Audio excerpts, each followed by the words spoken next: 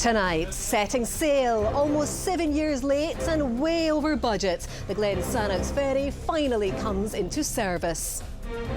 The delivery of this ferry has been described as a fiasco, costing taxpayers hundreds of millions of pounds and leaving islanders in the lurch. For the people of Arran, does this mean the end of delays and cancellations? After a late departure on the first sailing, cautious optimism from the islands. It's not been easy, but there's light at the end of the tunnel, hopefully. In other news, former First Minister Nicola Sturgeon announces she and husband Peter Murrell are to end their marriage. And in sport, Scottish success at the Australian Open as Jacob Fernley upsets the odds against the hometown favourites. I'm Kellyanne Woodland, live from the Glen SX as she crosses the Firth of Clyde. This is the STV News at 6.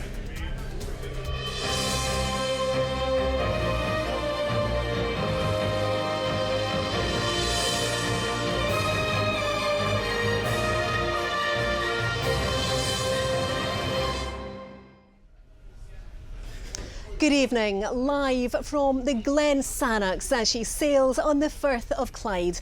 It's 7 years later than planned and millions of pounds over budget. But tonight, this ferry is sailing, having started its first full day of service from Troon this morning. And by the end of the day, she's expected to have carried more than 1,000 passengers. And certainly the passengers that I've been speaking to, well, they've been pleased with the journey. Some even cracking open a few tins to celebrate. Well, the journey has been smooth, albeit I am wobbling slightly on my feet, but I have to say, compare that to the journey this vessel has had to actually get here. The huge delays, the budgets, the planning, the design, it's been far from plain sailing.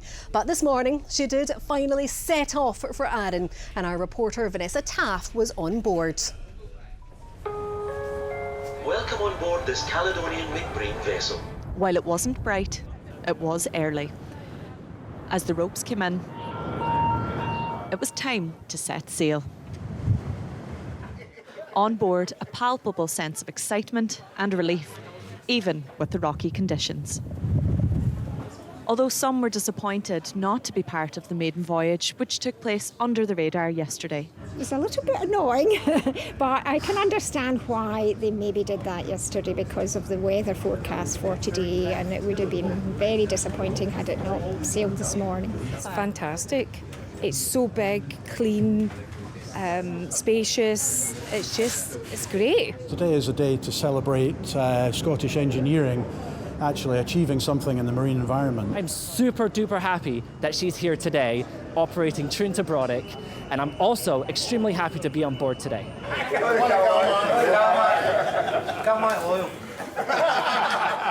For some, it was a chance to sit back and celebrate. Well, a bottle of champagne and a rolling square sausage, of course, you know, it's traditional. We were just so happy, like everybody else, that this day has finally arrived. And it's very, very unreliable. So if this brings reliability, that'll make a big difference to a lot of people. This milestone moment has been almost a decade in the making. While there's obvious excitement on board the Glen SX that it's finally on the open waters and arriving in Ireland, it's come at a cost. The delivery of this ferry has been described as a fiasco, costing taxpayers hundreds of millions of pounds and leaving islanders in the lurch. Ferguson Marine was awarded the contract for the Glen SX in 2015. The initial budget was £97 million and it was due for delivery in 2018. Celebrations were held in 2017 for the launch, but the ship was still a shell, fake windows painted on, a sign of the trouble ahead. It missed its delivery deadline, the budget ballooned as design flaws emerged and the yard struggled to keep afloat. In 2019, the Scottish Government stepped in to save the manufacturer, bailing them out. Today, it's finally made it onto the open water at a cost of almost £200 million. Expectations are high from islanders now this ferry is part of the fleet. We just really want the service to be regular, and that's the thing that's been missing, whether it's a new boat or the existing boats. Those using it for essential medical appointments are cautiously optimistic. The ferry is very important for us. It's lifeline service. We tend to plan hospital visits over about 3 days so we can get there well in advance in case the weather disrupts the ferries. It's just given us a bit of leeway in the past. It's been very stressful though. It's been very stressful. It's been choppy waters to get here, but the hopes for smooth sailing couldn't be higher. Vanessa Taff, STV News, on board the Glen SX. Well, there's certainly a lot of hope and relief amongst the passengers here, and it's a big day for Calmac too. Earlier, I spoke to Chief Executive Duncan McKay. You must be pleased with how today has gone, or relieved perhaps might be the better word. Absolutely. Today's been a fantastic day, but super pleased that everything's gone according to plan, and in many respects it's been reassuringly normal. But it's great to see the vessel in service and running smoothly. And how have the sailings gone? You had a slight delay this morning, but back on track. Slight delay this morning, back on track. We had a lorry breakdown on the last sailing that we were on, which delayed us a little bit, but we've managed to make the time up. So it just feels like a regular day on any other vessel today, so we're glad about that. The Glen SX is supposed to be more resilient, able to cope better with all the challenging weather. This morning you did sail despite those winds. Yep. Do you feel that's proof that she will? Absolutely, and the other vessel that's on this route at the moment hasn't sailed today. You know, it's gusting up to kind of mid-30 knots at the moment, which is challenging, but the new vessel, because of its propulsion systems and its stern and bow thrusters, is able to come alongside in those conditions. So it really shows the capability of the new ship. Now, we'll be talking about Ardrossan Harbour shortly in the programme. Can you give any assurances that the Glen SX will eventually dock there as planned in the future? Well, she can't dock there at the moment. She's too long, and I think there's the whole project that, as you say, you'll be talking about. But you know, we stand ready. We're providing information, and when we're able to engage operationally, we'll do that. But until then, our focus is on running the service as best we can for our end. All right, Duncan McKay, thank you so much for joining us on the STV News at 6. Thank you. Well, as far as the islanders are concerned, this ferry has been a long time coming. They need a reliable service, and the last 12 months have been particularly challenging for them, for locals and tourists alike. Well, our political correspondent Ewan Petrie spent the day on Arran hearing their concerns. David Henderson's family has farmed on the west coast of Arran for 3 generations. In recent years, he's had to sell his livestock on the mainland earlier than usual because he can't rely on the ferry service. It has been challenging. You've had to plan sales better. It's a stressful situation as well. If you sell all your lambs in one day, that's your year's income. And if you don't make that sale, it's the stress of that as well. It's affected folk as well. So it's not been easy, but there's light at the end of the tunnel, hopefully. That light is the arrival of the Glen SX. Do you think it will help reduce stress levels? Yeah, it should. Hopefully it will ease the pressure. Disruption to ferry services is part of island life, but the ageing Calmac fleet has seen lengthier and more frequent breakdowns, adding to these cancellations. The delays and broken promises around the replacement ferries has added to the anger and frustration among islanders. And it's left families and businesses counting the cost over many years. Tourism is the main driver of Arran's economy. I think it's been very challenging for businesses in the island. But the negative publicity around the ferry service has put many people off visiting. We've not been able to market south of the border, given that, you know, we couldn't have people travelling up from England with families and things to find out that possibly they might not get, or because there wasn't resilience in the fleet. So what difference do you think having the Glen SX up and running now will make to tourism here in the island? I think we need to sort of turn the narrative around and be a bit more positive and to promote the island more. And I think having greater resilience on the service has to be a good thing, and I think more people will want to come knowing that they're going to get a vessel here and back. This island has been caught up in a controversy that has affected everyone living here. A lot of our services we need to go to the mainland. Hospital appointments, social care appointments, even visits to friends and family. To try and plan that with the uncertainty, it has been building. and the delay of the new vessel coming in has just added to that. Do you think after all the years of doubt and disappointment that things are maybe looking up now? We have to be positive. The new vessel's here. The one downside is that in the interim we are going to have to go to Troon, which has extra time, a much reduced connectivity. Repairing the damage from an unreliable service will take time. A new ferry is a positive step, but far from the end of the road. Well, we're about 14 minutes from Troon just now, and Ewan joins us from Troon Harbour. Ewan, you've followed this story throughout. How significant a milestone do you think today is? Well, look, this is a big moment for islanders, it's a big moment for Calmac, it's a big moment too for the Ferguson Marine Shipyard in Port Glasgow. The Glen SX becomes the first new vessel to join the Calmac fleet in a decade, but you know, it has come at a price, not just financially but also in terms of the reputational damage to the island and the Scottish Government. It's often held up as a symbol of failure by opposition politicians, a stick to beat them with in what has become a pretty bitter blame game. But today it is up and running, and islanders are just relieved to see that's the case. And Ewan, how much of a difference will this new ferry make? I think there'll be two major benefits. First, it's a large, modern vessel. It should be able to sail in rougher conditions and berth here in Troon. It's proved that today in really challenging conditions, and it's still pretty wild here tonight. The second benefit, though, is flexibility. Calmac now has a spare vessel in its fleet that it can deploy when things go wrong elsewhere, and that should mean fewer cancellations, less disruption. Good news for island communities right up and down the west coast of Scotland. But there are still some concerns, Ewan. Yeah, and the biggest one is just how long the Glen SX will be coming into here at Troon. The repair work, the upgrade work is stuck in a rut at the moment.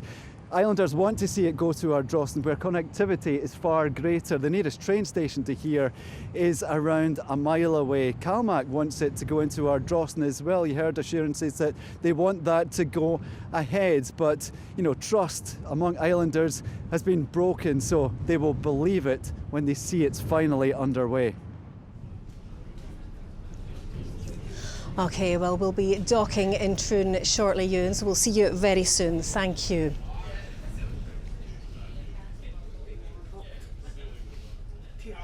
Well, as Ewan was saying there is a real sticking point regarding the future of the ferry route from Ardrossan to Arran. The Caledonian Isles will still run from the seaside town, but she's out for repair until at least March, and the future is really worrying locals there, as I've been finding out.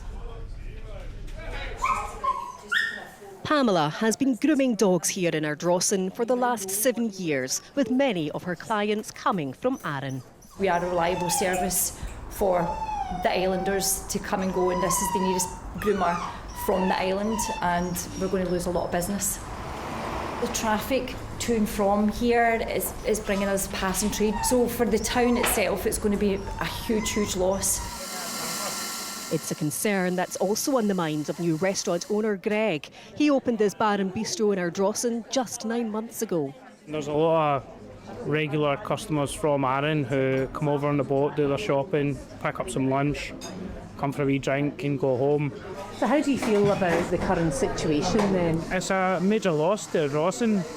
It's a lot of footfall. There's hundreds of thousands of people a year come through Ardrossan to go to Arran, and visitors and sightseers. I feel the whole town will be neglected. That fear for the future is shared by many in the town and prompted these locals to start a campaign called Save Ardrossan Harbour. The amount of support that we have got is utterly amazing, so lots of people feel like us. We've got a petition coming as well, but we're just devastated. In fact, we had somebody down here at our rally and she was in tears, absolute tears, watching the ferry coming in and the thought of it going elsewhere. The reason it's going elsewhere is because the Glen SX is too big to fit this harbour. Ardrossan was promised a new harbour back in 2018, but with apparent deadlock over who pays for the upgrade, no progress has been made. We want the boats to be able to come into the harbour. The ferry terminal building is fine as is. We don't need the fancy extras. All the nice things can be fixed down the road, but I'll see the Glen SX passing as it goes to Troon, but I'm really getting to the stage I'm very concerned that this is it for Ardrossan. I've been here my whole life. As a child growing up, you would see the ferry coming in and out, and seeing that made me decide to take a career at sea. So if that disappears, there'll be a huge piece of history coming to an end. Transport Scotland say they want the Arran ferry service fit for the future and insist they want to find a solution at Ardrossan that can be delivered in a cost-effective way. This seaside town has been linked with Arran for almost 200 years, but locals say it now feels like they're in uncharted waters. Well, that is all from a busy, slightly rowdy Glen SX for the moment. I'll hopefully be back later in the programme, but for now, it's over to John for the rest of the day's news and sport. Kellyanne, thank you. Nicola Sturgeon has announced she has split from the former chief executive of the SNP, Peter Murrell. The former First Minister said on social media she was confirming the news with a heavy heart, but that they had separated to all intents and purposes for some time. We're joined now by our political editor, Colin McKay. So, Colin, did today's announcement come as a surprise? Well, the couple have been together for 20 years. They've been married since 2010. Nicola Sturgeon was Deputy First Minister at that time. Peter Murrell was SNP Chief Executive, and they were very much seen as the power couple of Scottish politics. But today, neither of them are in power, and they're no longer a couple. But they are still friends. They're still living in the same house. But they've effectively been separated for some time, as Nicola Sturgeon said in her statement today. She said that she was basically bringing people up to speed. Now, Peter Murrell is facing charges of embezzlement as part of the police investigation Operation Branchform. Nicola Sturgeon was arrested, released without charge, and says she's done nothing wrong. But it can't have been easy maintaining a relationship through all of that, although that private side of it is really none of my business. And interestingly, none of the other political parties today have commented on this.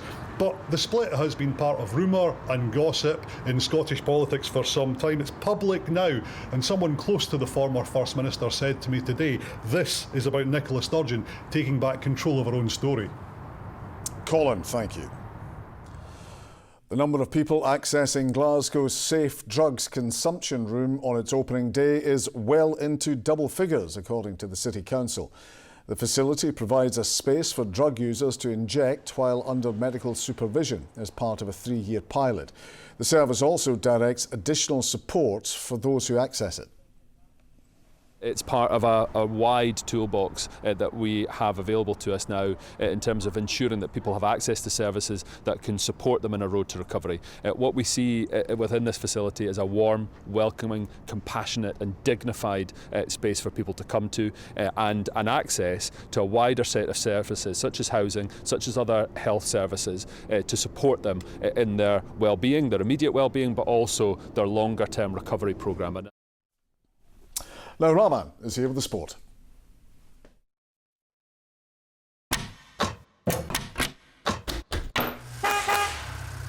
STV Sport, sponsored by the C.R. Smith New Year Sale. Good evening. Brendan Rodgers says Kyogo Furuhashi is unfazed by speculation over his future, but admits Celtic are prepared for all eventualities should bids come in for any of their top players. Meanwhile, at Rangers, Philippe Clement has called for unity after a section of their support walked out during their win over St Johnstone yesterday. Kyogo Furuhashi doing what he does best. His double against Ross County helped secure another win for the champions. Last week, Major League Soccer incorrectly announced the striker had signed for Atlanta before apologising for the error, adding to the speculation over the striker's future. But always speculation, and I'm not scared of the speculation. But I think for us, it's all eventualities. That's what we prepare for, whether it's injuries, whether it's transfers.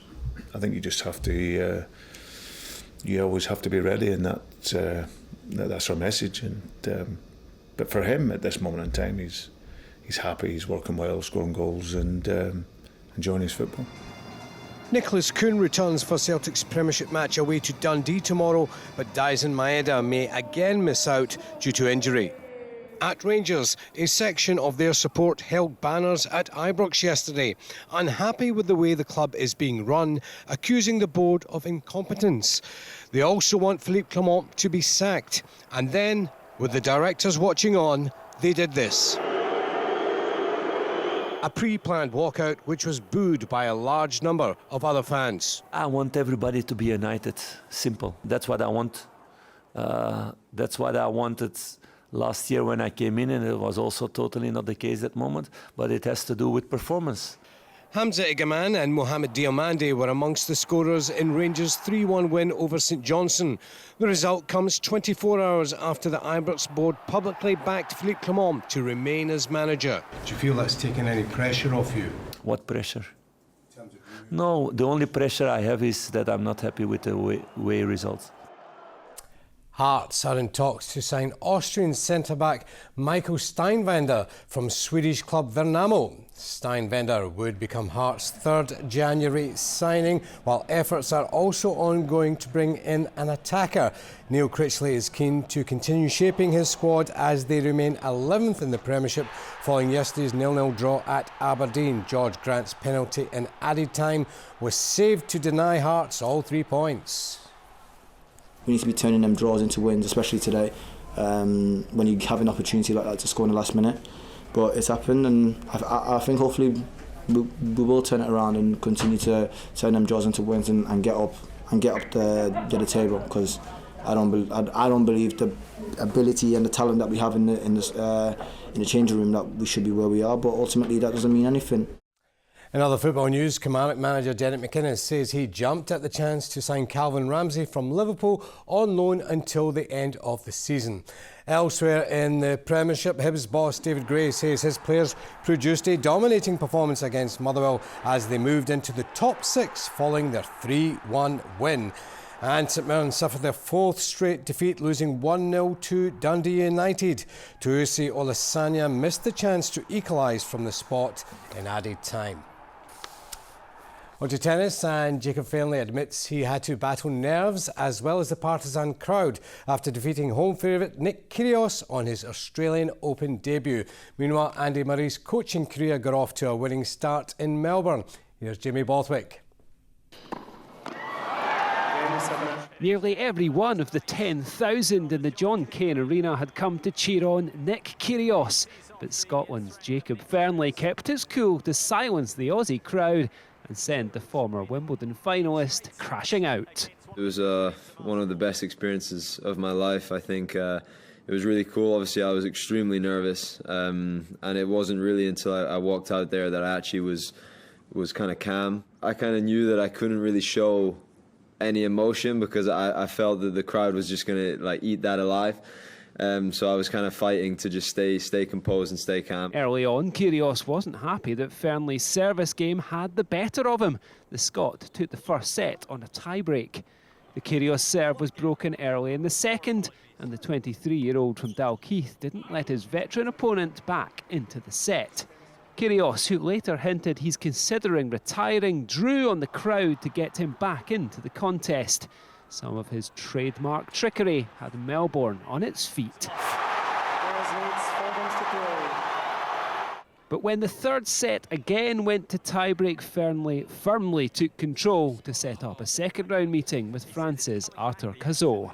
Over in the Rod Laver Arena, Novak Djokovic began his quest for a 25th Grand Slam with Andy Murray by his side.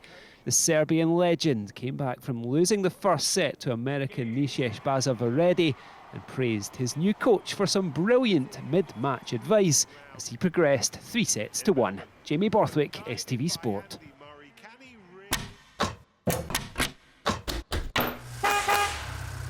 STV Sport, sponsored by the C.R. Smith New Year Sale.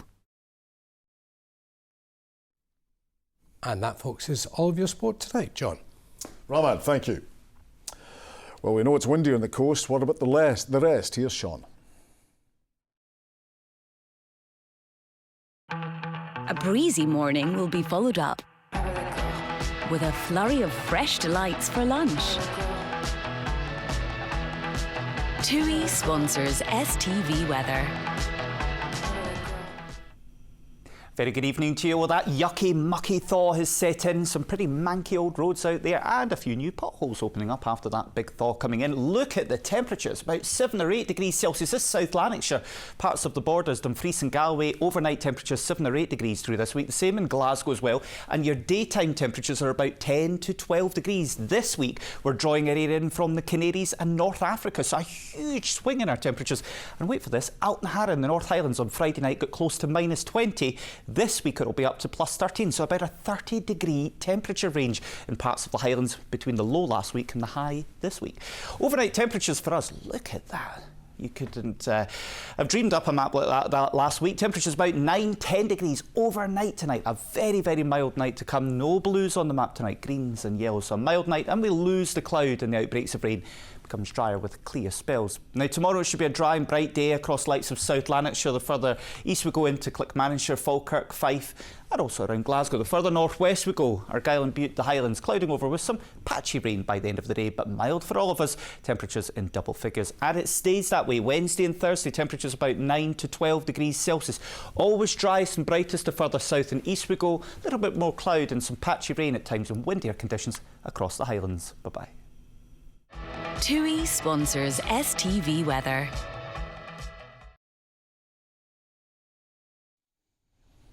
And that's all from the studio. Now back to the story of the day with Kellyanne on the Glensyth Ferry from Arran.